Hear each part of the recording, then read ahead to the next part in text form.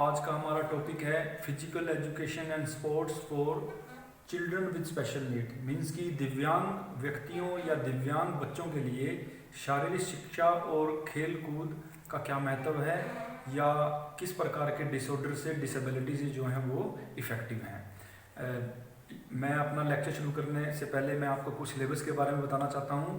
जैसे कि मैंने आपको बताया कि हमने सरस्वती पब्लिकेशन की जो है बुक जो है वो हमने आपको रिकमेंड की है, और सिलेबस में मैंने आपको हमेशा जो है लेक्चर शुरू होने से पहले मैं आपको सिलेबस जो है वो डालता हूँ और आप उस सिलेबस को देख सकते हैं। उसमें डिलीटेड सिलेबस भी है, मीन्स कि जो इस साल कुछ ऐसे टॉपिक हैं जो डिलीटेड हैं जो आपने नहीं करने हैं। अदरवाइज आपकी बुक के लास्ट के अंदर एक सप्लीमेंट्री है, उस सप्लीमेंट्री के अंदर जो है वो डिलीटेड सिलेबस दिया हुआ है और उस सिलेबस डिलीटेड सिलेबस भी दिया हुआ है, और जो एक दो टॉपिक जो है इसमें आगे और डाले गए हैं वो भी इस सप्लीमेंट्री के अंदर जो है बुक के लास्ट के अंदर दिया हुआ है। तो आप जो हैं वो अपनी बुक के अंदर भी देख सकते हैं और मेरे हर वीडियो में मीन्स कि मेरे हर लेक्चर के अंदर जो है वो सिलेबस जो है मैं आपको वो भेजता हूँ। तो माय डियर स्टूडेंट्स, आज हम unit number 4 physical education and sports for the children with special need करेंगे, यानी कि दिव्यांग बच्चों को शारीरिक शिक्षा और खेल जो है कैसे प्रोवाइड करवाना है। और इस यूनिट के अंदर हम इस बात का डिस्कशन करेंगे कि कितने प्रकार के डिसऑर्डर्स होते हैं और कितनी प्रकार की डिसेबिलिटीज़ होती है और उनके क्या कारण होते हैं, उनके क्या सिम्टम्स होते हैं, और डिसेबिलिटी एटिकेट्स क्या होती हैं, यानी कि जो डिसेबल स्टूडेंट्स होते हैं उनके साथ हमें कैसे बिहेव करना है। और हमने लास्ट में ये भी डिस्कशन करना है कि फिजिकल एजुकेशन की एक्टिविटी ऐसे बच्चों को कैसे प्रोवाइड करवाई जाए, कैसे एक स्ट्रेटेजी बनाई जाए। तो ये सभी टॉपिक जो है हम डिस्कशन करेंगे। और माय डियर स्टूडेंट्स, आप जो हैं इस वीडियो को ही नोट्स बनाएं और आप इसको बार बार रिवाइज करते रहें। तो आज हम डिस्कस करते हैं physical education and sports for CWNS, means की चिल्ड्रन विद स्पेशल नीड।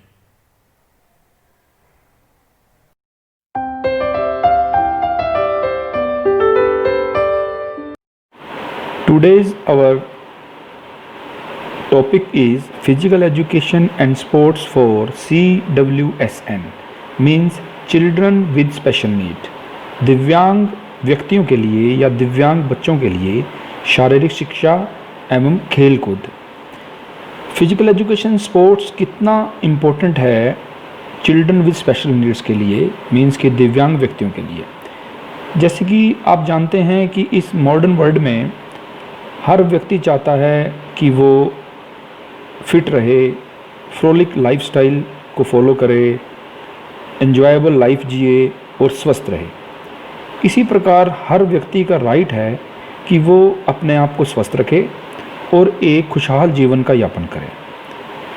इसी प्रकार जो CWSN से रिलेटेड जो बच्चे हैं, जो दिव्यांग व्यक्ति हैं, उनके लिए भी उतना ही इम्पोर्टेंस है फिजिकल एजुकेशन और स्पोर्ट्स का जितना कि आम व्यक्तियों के लिए है। तो आज हम शारीरिक शिक्षा एवं खेल कूद उन बच्चों के लिए कितना महत्वपूर्ण है। Today's our topic is disability etiquettes, strategies to make physical activities accessible for children with special need. ये यूनिट नंबर 4 है क्लास +2 का, और यूनिट नंबर 4 के अंदर जो डिलीटेड टॉपिक है वो सिर्फ यहाँ पर एक ही है, और वो है advantages of physical activity for children with special need. तो माय डियर स्टूडेंट्स, इतना ध्यान रखें कि इसमें एक ही डिलीटेड टॉपिक है, advantage of physical activities for children with special need. और मैं चाहूँगा कि आप इसको दोहरा जरूर लें, क्योंकि 1 नंबर का क्वेश्चन बोर्ड का एग्ज़ाम है, शायद आ भी सकता है, और ये बहुत बड़ा टॉपिक भी नहीं है। एडवांटेजेस बताने हैं सिर्फ फिजिकल एक्टिविटीज़ के चिल्ड्रन फॉर स्पेशल नीड, हम इसको भी डिस्कस कर लेंगे। तो हम स्टार्ट करते हैं। Disability etiquettes. Disability etiquettes is a set of guidelines dealing specially with how to approach persons with disability. Before knowing about disability etiquettes, it is essential to understand certain basic things, such as if someone has a disability, don't assume he or she need help. In fact, adults with disability want to be treated as independent person, so offer help only if the person with disability seem to need it. Physical contact should be avoided. Always speak directly to the person with the disability, not to his or her friend. उसके दोस्तों को मत बोलने, direct बोलने उसे जो बोलना है. फिजिकल कॉन्टैक्ट उससे कम रखें और हमेशा जो है उसे हेल्प तभी ऑफ़र करें जब आपको महसूस हो कि हाँ उसको वाकई हेल्प की ज़रूरत है, बिकॉज़ वो इस चीज़ को अवॉइड करते हैं. Person with disability are the best जज for what they can or can't do. तो डिसेबिलिटी एटिकेट्स एक गाइडलाइंस हैं जिसमें आपको उन लोगों की सहायता कैसे करनी है या उनके साथ डीलिंग कैसे करनी है इस बारे में बताया जाता है. तो जनरल डिसेबिलिटी एटिकेट्स क्या क्या होते हैं? Number 1, always put the person first, say person with disability rather than disable person. Physical avoid the outdated word like handicapped, retired, physical challenged और डिफरेंटली एबल्ड. इन शब्दों का जो है हमेशा प्रयोग मत करें इन डिसेबल स्टूडेंट्स के लिए या बच्चों के लिए. नेक्स्ट है, in case of introduction to a person with disability it is appropriate to shake hand. Introduction देने के बजाय उसके साथ हाथ मिलाएं. आगे है, when you meet a person with a visual impairment always identify yourself and others who may be with you. और हमेशा जो है डिसेबिलिटी जो चिल्ड्रन हैं या व्यक्ति हैं उनकी व्हील चेयर के ऊपर ना लटकें, ना ही उनकी व्हील चेयर के ऊपर बैठें, क्योंकि व्हील चेयर उनकी बॉडी का एक पार्ट है, उन्हें अच्छा नहीं लगता है.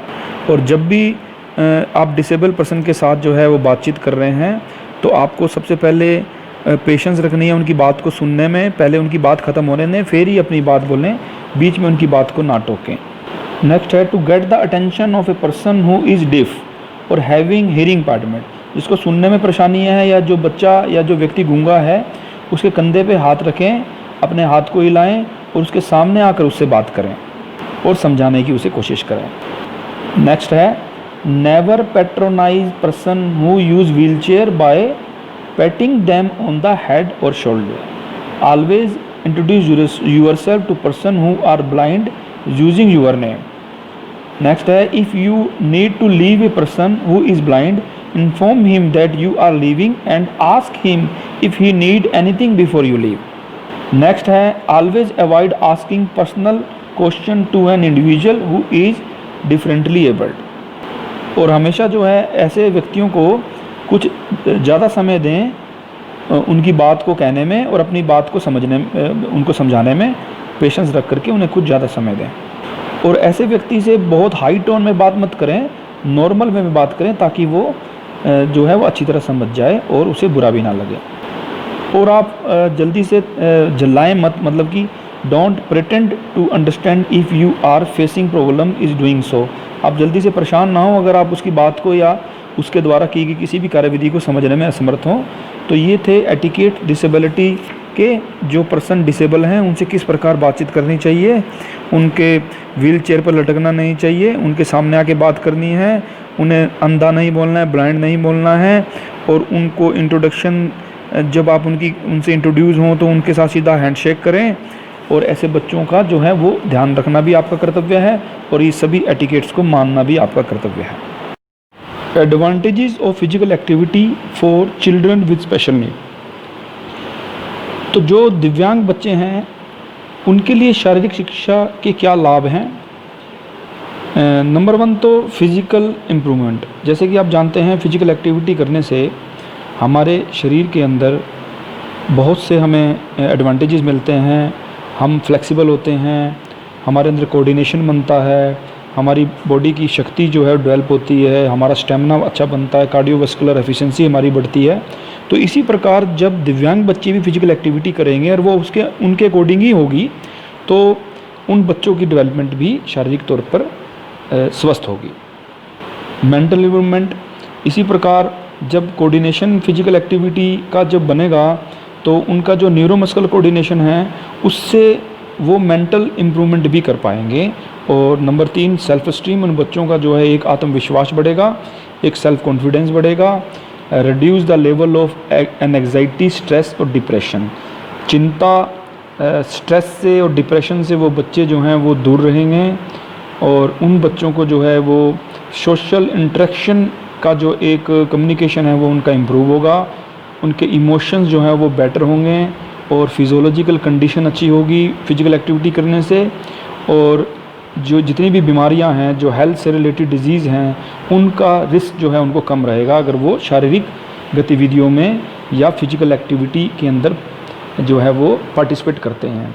बिकॉज़ जितनी भी दिव्यांग बच्चों के लिए फ़िज़िकल एक्टिविटी होती है वो बड़ी ही कंडीशनड वे में होती है, उनके रूल रेगुलेशन बड़े ही फ्लेक्सिबल होते हैं, उन बच्चों के अकॉर्डिंग होते हैं, जो इक्विपमेंट होते हैं वो भी बच्चों के अकॉर्डिंग होते हैं, वो बड़े ही अच्छी क्वालिटी के।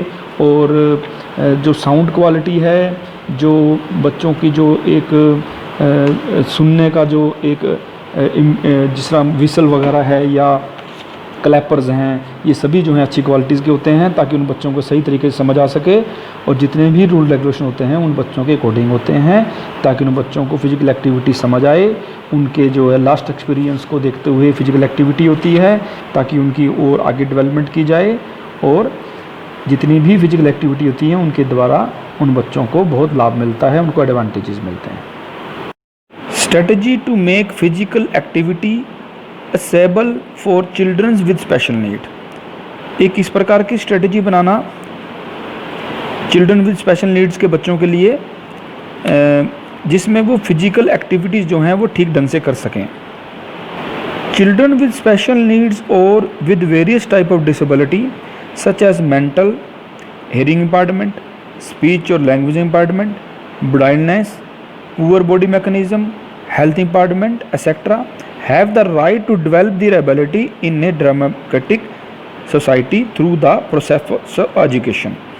So the following strategy इन बच्चों के लिए जिससे फिजिकल एक्टिविटी को असेबल बनाया जाए चिल्ड्रन विद स्पेशल नीड के लिए। नंबर 1 है मेडिकल चेकअप।